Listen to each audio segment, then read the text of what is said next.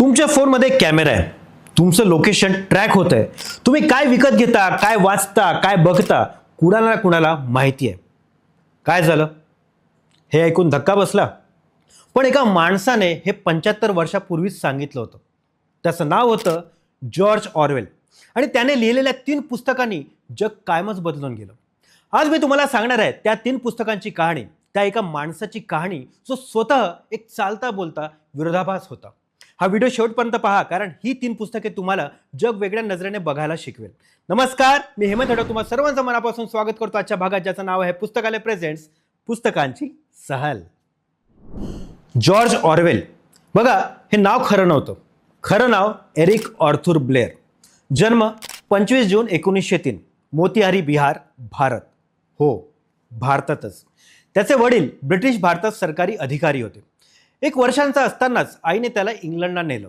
तिथे शिकला. इटॉन कॉलेज ब्रिटनची सर्वात प्रतिष्ठित शाळा. पण युनिव्हर्सिटीत तो कधीच गेला नाही. ऑक्सफर्ड किंवा कॅम्ब्रिज ऐवजी त्याने कुठे जाणं निवडलं माहिती आहे? बर्मा, ब्रिटिश पोलीस म्हणून. हा इटॉन शिकलेला तरुण बर्मामध्ये ब्रिटिश साम्राज्याचा पोलीस अधिकारी बनला. तिथे त्याने जे पाहिलं, गरिबी, अन्याय, साम्राज्याचा क्रूर चेहरा, हे त्याला आतून तोडत होतं. 5 वर्षांनी त्याने राजीनामा दिला आणि लिहायला सुरुवात केली. पण लिखाण सोपं नव्हतं. पॅरिस आणि लंडनमध्ये तो भुकेला राहिला, भांडी घासली, रस्त्यावर झोपला. हे सगळं त्याने लिहिलं down and out in Paris and लंडनमध्ये. आणि त्याने एक पेन नेम निवडलं, जॉर्ज ऑरवेल. कारण त्याला आपल्या कुटुंबाला लाज वाटून द्यायची नव्हती म्हणून. पण ऑरवेलच्या आयुष्याला खरी दिशा मिळाली एका युद्धभूमीवर, स्पेनमध्ये. 1937 स्पेनचं गृहयुद्ध. स्पेनमध्ये फासिझम विरोधात लढायला तो गेला होता. तिथे त्याच्या घशातून गोळी आरपार गेली. तो थोडक्यात वाचला. पण त्याहून मोठा धक्का वेगळाच बसला. कम्युनिस्ट पक्षाने त्याच्याच साथीदारांना मारायला सुरुवात केली. जे फासिझम विरोधात लढण्यासाठी एकत्र आले होते त्यांनाच कम्युनिस्ट गटाने शत्रू ठरवलं. त्या क्षणी ऑरवेलने जे अनुभवलं ते पुढे त्याच्या 2 सर्वात महान पुस्तकांचं बीज बनलं. कारण त्याला समजलं की सत्ता, मग ती उजव्या विचारांची असो किंवा डाव्या विचारांची, माणसाला भ्रष्ट करते. आणि मग त्याने लिहिली ती 3 पुस्तके. Animal farm 1945. कल्पना करा, एक फार्म आहे, मॅनॉर फार्म. तिथे गायी, घोडे, डुकरे, मेंढ्या, कोंबड्या, सगळे प्राणी राहतात. आणि त्यांच्यावर राज्य करतो एक क्रूर माणूस, फार्मर जोन्स. ते प्राणी भुकेलेले असतात, थकलेले असतात, पण जोन्सला त्यांची पर्वा नसते. एक रात्री फार्मचा सर्वात ज्येष्ठ डुक्कर, ओल्ड मेजर, सगळ्यांना एकत्र बोलावतो आणि सांगतो एक स्वप्न. माणसांशिवायचं जग कल्पना करा. श्रमाचं फळ आपल्यालाच मिळेल. आपण सगळे समान असू. ओल्ड मेजर मरतो, पण त्याचं स्वप्न जिवंत राहतं. आणि मग होते क्रांती. प्राणी एकत्र येतात, जोन्सला हकलवतात. फार्मचं नाव बदलतं, ॲनिमल फार्म. फार्मच्या भिंतीवर 7 नियम लिहिले जातात. सगळे प्राणी समान आहेत. सुरुवात छान होते. सगळे मिळून काम करतात, स्वातंत्र्याचा आनंद असतो. पण हळूहळू डुकरे, नॅपोलियन आणि स्नोबॉल नेतृत्व घेतात. दोघांमध्ये वाद होतो. नॅपोलियन त्याचे ट्रेंड कुत्रे सोडतो. स्नोबॉल फार्ममधून पळून जातो आणि नॅपोलियन एकट्यानं सत्ता घेतो. आता डुकरे उभे चालतात, माणसांसारखे कपडे घालतात. इतर प्राण्यांना जास्त काम, कमी खाणं जे प्रश्न विचारतात त्यांना स्नोबॉलचा साथीदार ठरवलं जातं. शिक्षा होते आणि मग एक दिवस सगळे भिंतीकडे बघतात. नियम बदललेला असतो. सगळे प्राणी समान आहेत, पण काही प्राणी इतरांपेक्षा जास्त समान आहेत. ऑरवेलने ही फक्त प्राण्यांची गोष्ट म्हणून नाही लिहिली.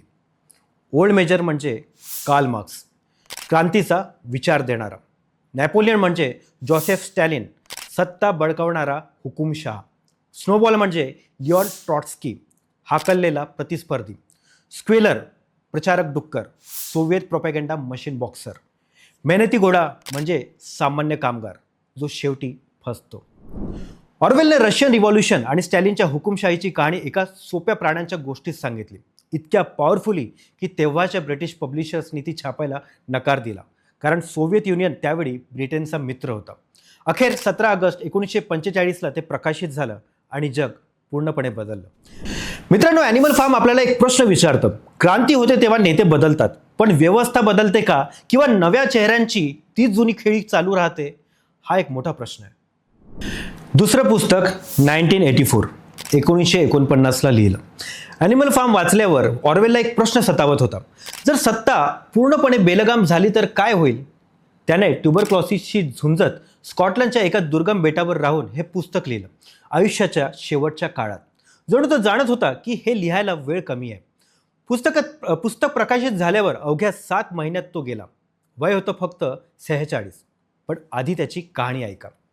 विन्स्टन स्मिथ, वय 39, थकलेला, आजारी, दुखावलेला. तो राहतो एअरस्ट्रिप 1मध्ये, जे एकेकाळी इंग्लंड होतं. आता तो एक भाग आहे ओशियाना नावाच्या महाकाय देशाचा. ओशेनियावर राज्य करतो द पार्टी, आणि पार्टीचा नेता जो कदाचित अस्तित्वातही नाही. विन्स्टन जिथे जातो तिथे बिग ब्रदरचे पोस्टर्स आहेत. फक्त पोस्टर्सवर नाही, टेलिस्क्रीन म्हणजे एक स्क्रीन जी तुम्हाला बघते सुद्धा. घरात, ऑफिसमध्ये, रस्त्यावर, फक्त बाथरूम सोडून सगळीकडे सगळ्या हालचाली नोंदवल्या जातात. थॉट पोलीस, तुमचे विचारही गुन्हा ठरू शकते.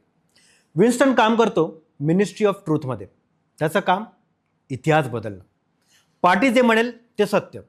पार्टीने जे सांगितलं होतं पण चुकीचं ठरलं ते विन्स्टनसारखे लोक डिलीट करतात, नवीन सत्य डॉक्युमेंट्समध्ये टाकतात. विन्स्टन एक गोष्ट करतो जी त्या जगात मृत्यूला निमंत्रण आहे.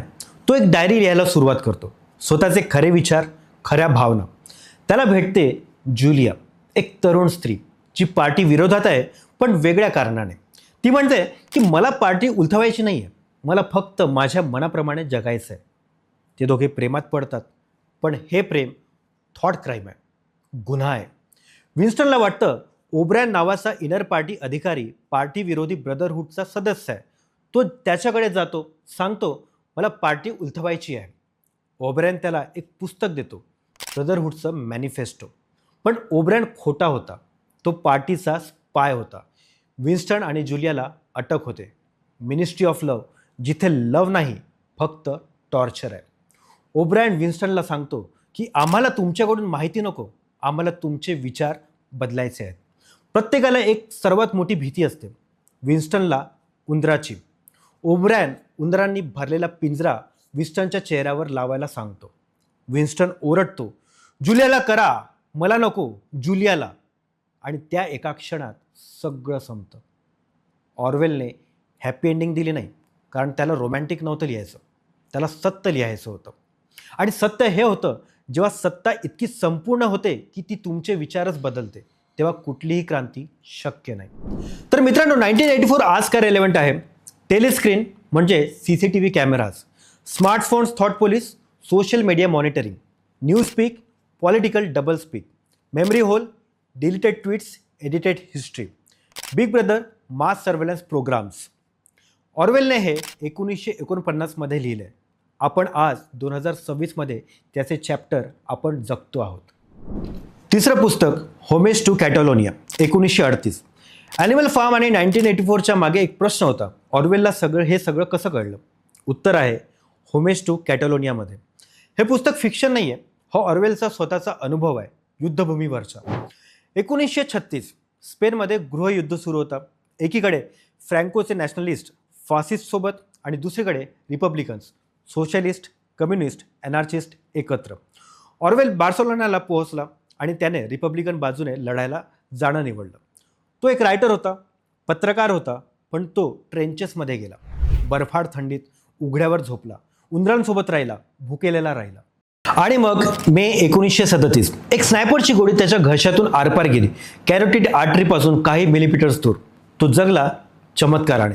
पण त्यापेक्षा मोठी जखम वेगळ्याच ठिकाणी झाली. त्याने बार्सेलोनामध्ये जे पाहिलं, कम्युनिस्ट गट रिपब्लिकनच्याच साथीदारांना मारत होता. ज्यांनी एकत्र फासिझम विरोधात लढायला यायचं ठरवलं होतं, त्यांनाच ट्रॉट्स्किस्ट ठरवून अटक केली जात होती. ऑर्वेल आणि त्याची पत्नी ॲयलीन, त्यांनाही ट्रॉट्स्किस्ट एजंट ठरवलं गेलं. त्यांना जीव वाचवत स्पेनमधून पळावं लागलं. पण या अनुभवाने ऑर्वेलला काय दिलं? एक कटू सत्य. फासिझम वाईट आहे हे सगळ्यांना माहिती होतं, पण स्टॅलिनिझम म्हणजे कम्युनिस्ट हुकुमशाही तेवढीच वाईट आहे. सत्ता कोणीकडेही असो, ती माणसाला भ्रष्ट करते. हेच जाणीव ॲनिमल फार्म आणि 1984च्या मुळाशी आहे. होमेज टू कॅटॅलोनिया हे पुस्तक युद्धाचं एक प्रामाणिक जिवंत वर्णन आहे. त्यात ग्लॅमर नाही आहे, हिरोइझम नाही आहे, फक्त आणि फक्त सत्य आहे. थंडी कशी असते, भूक कशी असते, गोळी लागल्यावर काय वाटतं आणि जे मित्र म्हणून आले होते ते कसे शत्रू बनतात, हे सगळं या पुस्तकात माहिती पडतं. ऑरवेल म्हणतो, स्पेनमध्ये जगण्यापेक्षा मरणं बरं वाटलं काही वेळा, पण मी जिवंत राहिलो आणि त्यामुळे मला लिहिता आलं. हे तिसरं पुस्तक म्हणजे त्या दोन महान नॉवेल्सचं सोर्स कोड आहे. ॲनिमल फार्म आणि 1984 ही दोन्ही पुस्तके समजायची असतील तर होमेस टू कॅटोलिनिया वाचायलाच पाहिजे. तर मित्रांनो, या 3 पुस्तकांमधून ऑरवेल एकच गोष्ट सांगतो. ॲनिमल फार्म क्रांती होते, पण सत्ता बदलत नाही, फक्त चेहरे बदलतात. 1984 सत्ता जेव्हा तुमचे विचारच नियंत्रित करते तेव्हा स्वातंत्र्य फक्त एक शब्द उरतो. होमेस टू कॅटोलिनिया, सत्य हे नेहमी प्रोपॅगेंडापेक्षा वेगळं असतं. स्वतः जाऊन पहा, स्वतः विचार करा. ऑरवेल जेव्हा लिहित होता तेव्हा त्याला माहिती होतं की त्याचं शरीर संपत आहे, क्षयरोगाने तो खंगत होता, पण तरीही तो लिहित राहिला, कारण त्याला विश्वास होता शब्दांमध्ये ताकद असते, सत्यात ताकद असते. आणि आज जेव्हा फेक न्यूज, सर्व्हेलन्स, पॉलिटिकल प्रोपॅगेंडा हे सगळं आपल्या आयुष्याचा भाग झालंय, ऑरवेलची ही 3 पुस्तके पहिल्यापेक्षा जास्त रेलेव्हंट वाटतात. जॉर्ज ऑरवेल एकदा म्हणाला होता, in a time of deceit telling the truth is a revolutionary act. खोटेपणाच्या काळात सत्य सांगणं हीच खरी क्रांती आहे. तर मित्रांनो, ही 3 पुस्तके वाचा, कारण ही पुस्तके फक्त पुस्तके नाहीत, ती एक शिल्ड आहेत मॅनिप्युलेशन, प्रोपॅगेंडा आणि ब्लाइंड ओबिडियन्स विरोधात. ॲनिमल फार्म सुरुवातीला वाचा, सोपी भाषा पण खोल अर्थ. 1984 मग वाचा, थरारक, अस्वस्थ करणारं पण आवश्यक. होमेस टू कॅटोलिनिया शेवटी वाचा, जेव्हा ऑरवेलला माणूस म्हणून ओळखायचं असेल तेव्हा. खाली कमेंटमध्ये सांगा या 3 पैकी कोणतं पुस्तक तुम्ही आधी वाचणार आहात. हा व्हिडिओ त्या मित्राला शेअर करा जो नेहमी म्हणतो की पुस्तक वाचायला मला वेळ नाही आहे, पण त्याला सांगा वेळ काढावा लागतो. लाईक करा, सबस्क्राईब करा, बेल आयकॉन दाबायला विसरू नका. भेटूया पुढच्या भागात. तोपर्यंत काही ना काही वाचत राहा, कारण वाचाल तर वाचाल.